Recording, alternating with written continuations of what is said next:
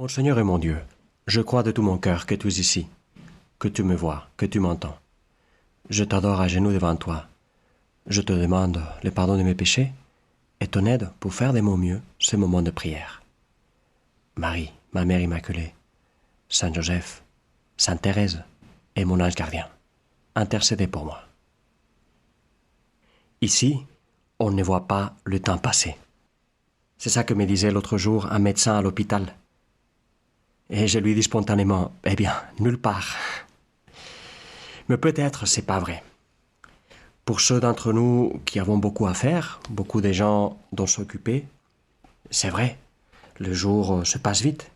Mais il se peut aussi que toi qui m'écoutes, tu sois saisi par une maladie, par une dépression, ou tout simplement par la vieillesse, ou que tu sois en prison, comme un ami que j'ai visité hier et que j'aimerais confier à tes prières.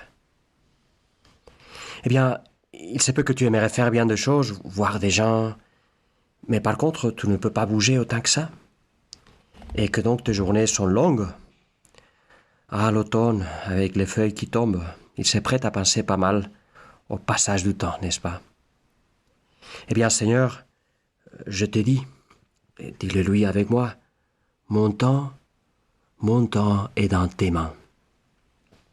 J'aime bien comme le dit la version latine de ce psaume, in manibus tuis tempora mea. Dans tes mains sont mes temps en pluriel, mes saisons. Qu'il se passe vite ou lentement, dans tes mains sont mes semaines, mes jours, mes heures. Mais finalement, qu'il se passe vite ou lentement, ce que j'aimerais, Seigneur, c'est que mon temps soit du temps où j'aime. Que ça soit en soufflant parce que je cours, que ça soit en soupirant parce que je ne peux pas bouger comme j'aimerais, que ce soit du temps où j'aime. Eh bien, que le jour se passe vite ou lentement, nous voici déjà à moitié du mois d'octobre. On a commencé le mois d'octobre avec la petite Thérèse, qui était grande dans sa petitesse. Et aujourd'hui, c'est la grande Thérèse, Thérèse d'Avila, Santa Teresa de Jesús, connue dans le monde entier comme Teresona. Teresona, parce qu'elle avait une grande personnalité, parce qu'elle a tellement chamboulé pour le bien la société et l'église de son époque. Elle a fait tellement de bruit, de bon bruit. Eh bien, le diocèse d'Avila est en fait dans une année jubilaire. On fête les 400 ans de sa canonisation. Le jour où l'Église a proclamé de façon solennelle que cette femme, avec cette grande personnalité, cette femme avec ses grands cœurs, que cette femme, dans sa grandeur, avait été aussi petite. De la petitesse dont Jésus parle dans l'évangile de sa fête, qui n'est pas forcément l'évangile que tu vas écouter aujourd'hui si tu vas à la messe, mais quand même ça reste l'évangile de sa fête, où le Seigneur s'exclame « Père, Seigneur du ciel et de la terre, ce que tu as caché aux sages et aux savants, tu l'as révélé aux tout petits. » Donc tu vois en fin de compte, et la petite fleur des lisieux, et le grand tornado d'Avila, pour ainsi dire, elles sont les deux grandes dans leur petitesse, dans leur humilité. Et qu'est-ce qui reste caché aux sages que seulement le tout petit réussisse à voir?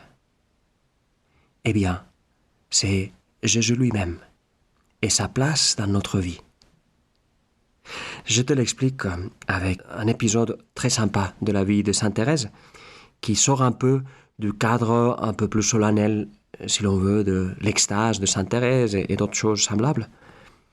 C'est beaucoup plus simple. C'était un jour dans le monastère de l'Incarnation, où elle a passé un bon nombre d'années, jusqu'au moment où elle a compris que Dieu lui demandait de fonder le Carme des Chaux, un nouvel ordre qui réformait les carmes. Eh bien, on raconte qu'un jour, Thérèse descendait les escaliers du monastère et soudain, elle rencontre un enfant qui la regarde en lui souriant.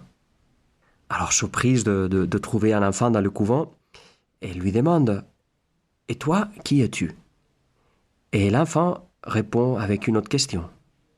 Parenthèse, ça te fait penser à quelqu'un? Des réponses en forme de question?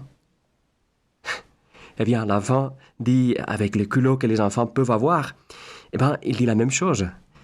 Il dit à Thérèse, « Et toi, qui es-tu » Et Sainte Thérèse, plus surprise encore, dit, « Moi, je suis Teresa de Jesús, Thérèse à Jésus. » C'est comme ça qu'elle s'appelait comme religieuse.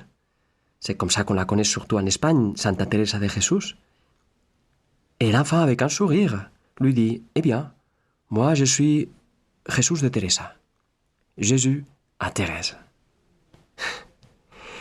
Eh bien, ce même Jésus, avec ce mêmes sourires, est en train de te dire à toi aussi, et à moi, à chacun, à chacune, je suis Jésus à Guillaume, je suis Jésus à Alice, Jésus à Iris, Jésus à Louise.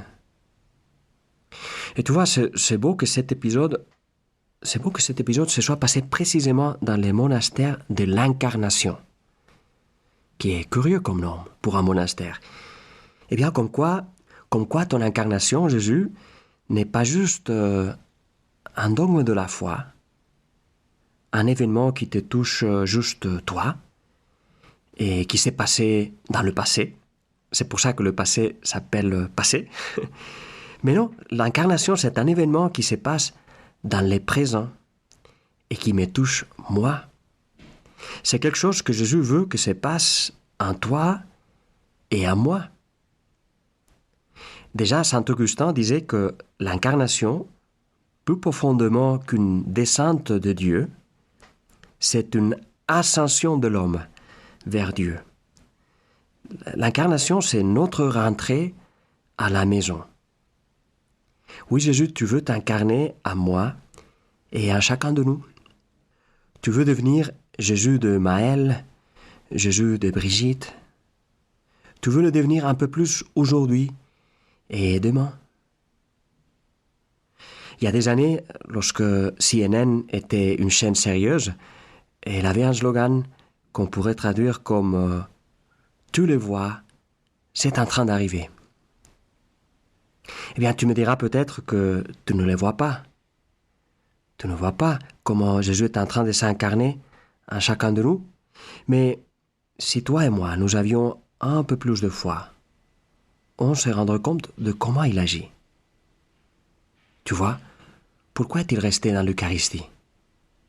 Là, on ne le voit pas, mais il est plus actif et plus capillaire, plus partout qu'il ne pourrait l'être s'il était resté en Palestine et devait maintenant faire des voyages en jet pour remplir des stades autour du monde.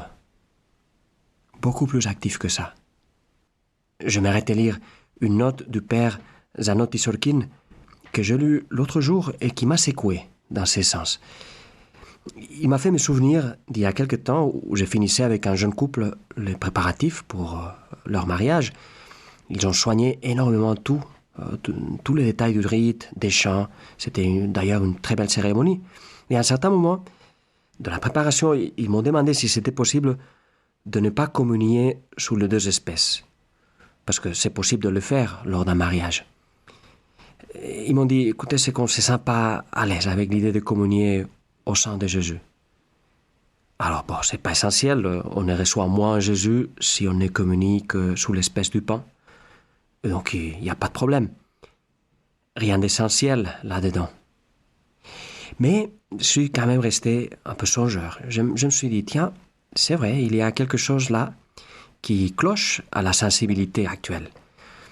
Comme ça avait cloché aux contemporains de Jésus lorsqu'il leur parlait de manger son corps et de boire son sang. Eh bien, c'est là que la note du père Zanotti Sorkin me donne des lumières et qui m'aide à mieux comprendre pas seulement ce qui se passe dans la communion, que l'on communie ou pas sous les deux espèces, mais aussi surtout la force symbolique de la communion à lui sous l'apparence du vin. Je te lis. En portant chaque jour à mes lèvres le calice et en sentant s'écouler dans ma poitrine la gorgée de sang en majuscule, je comprends l'envahissement d'amour qui est son rêve, celui du Christ amoureux de l'homme. Oh mon Dieu, que ma réponse est insipide. Eh bien, Jésus, j'aimerais que ma réponse ne soit pas insipide. Puisque tu veux être Jésus à moi, comme tu étais Jésus à Thérèse, j'aimerais te laisser agir à moi. Et voilà, je lance une résolution très concrète pour nous tous qui prions maintenant avec toi.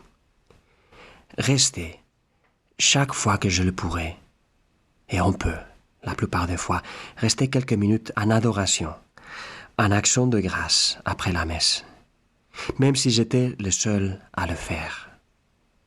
Ou peut-être précisément parce que je suis le seul, pour ne plus être le seul. Rester, Seigneur, t'adorer pour que tu puisses à chaque jour que je te reçois dans la communion, pour que tu puisses à chaque jour t'incarner un peu plus à moi, pour que, comme tu le désires, je puisse être en toi et toi à moi.